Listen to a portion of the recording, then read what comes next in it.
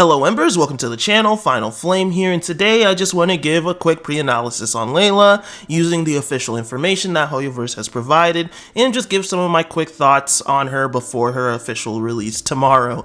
I know I am pretty late with this video, but you know, things got in the way, so without any further ado, let's get straight to it. So in the words of Hoyoverse themselves, Layla is a cryo character who can provide shields for the party and deals damage even when she's off the field.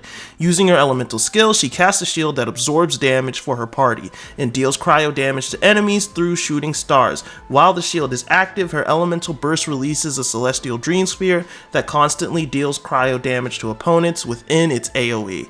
So, pretty quickly, it seems like Layla's going to be a shielder who provides a really good source of off-field cryo application and cryo damage. So, looks like a Diona/Rosaria mix-up, and honestly, I'm 100% down for it.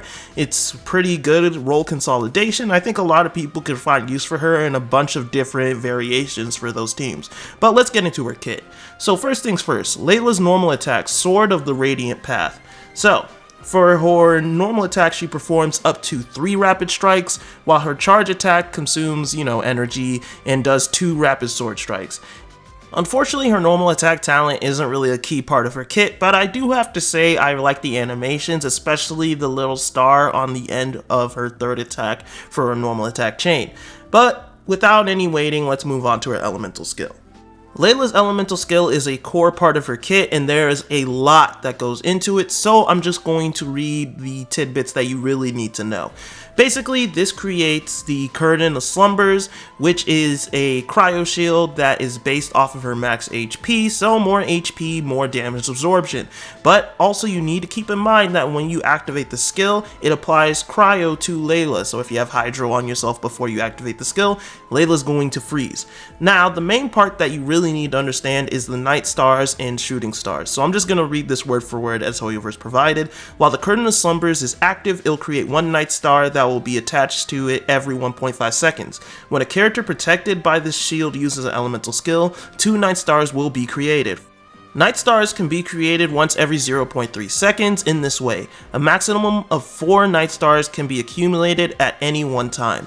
Once 4 Night Stars have been accumulated and there are opponents nearby, these Night Stars will transform into homing shooting stars that will be fired off in a sequence, dealing cryo damage to any opponent's hit. If the Curtain of Slumber duration ends or it is destroyed, the Night Stars will disappear. If they are already being fired off as shooting stars, those shooting stars will last until this wave of shots ends. New Night Stars cannot be created until the previous wave of shooting stars has been fired completely.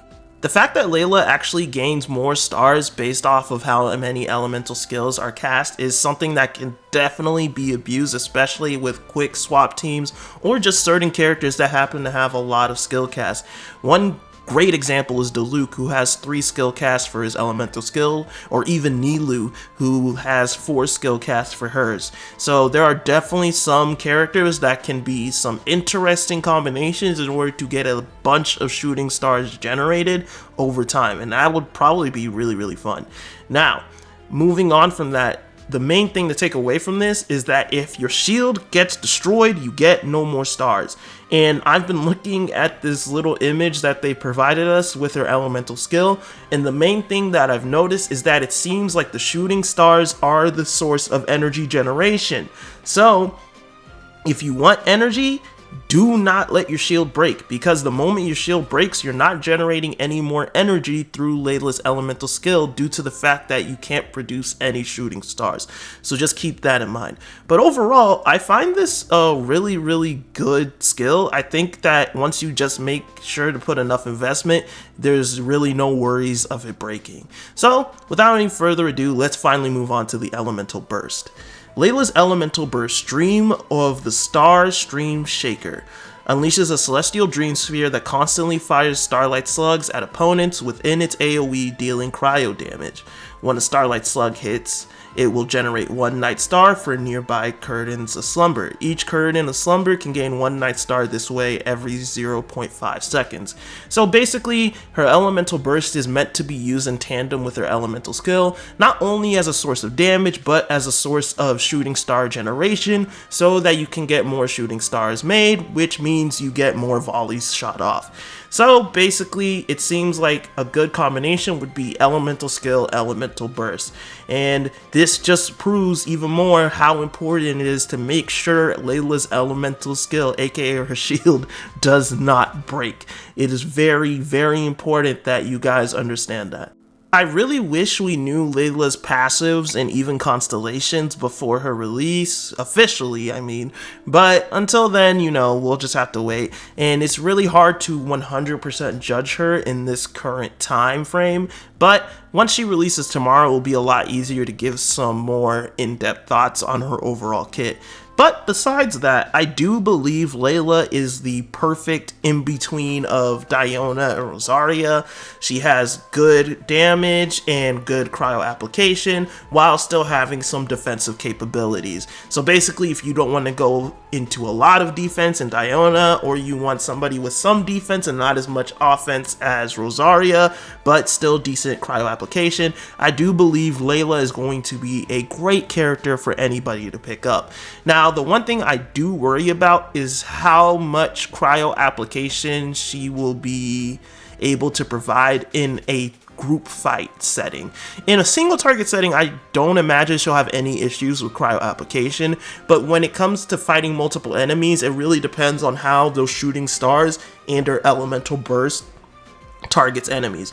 It might be like her elemental burst switches through a certain interval of enemies that are nearby, or maybe it just targets whoever is the closest, and same thing could be for the shooting stars. It could be targeting different enemies or whoever's closest. I don't really know right now in depth. It seemed like it targets the closest enemy, so that's what I would probably have in mind when going into this. So positioning is going to be very, very much key, especially for making sure that Layla hits the right enemy you need her to in a group setting. So if you're fighting like a boss and multiple enemies, you may want to make sure you're positioned close to the boss compared to the, you know, the fodder.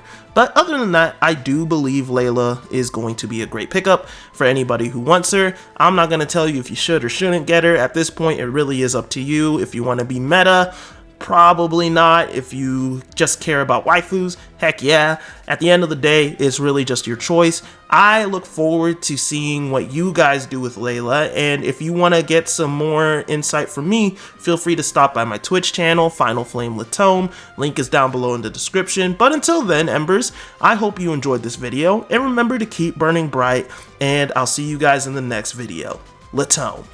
I stay cooking in the stove like I'm John Lane. Get too close, I put that flame on you like Wu-Tao mains. Try to run, you won't get far. My gun, you got sniper aim. One day when we find our sibling, we'll see brighter days. Yeah, wishing for brighter days.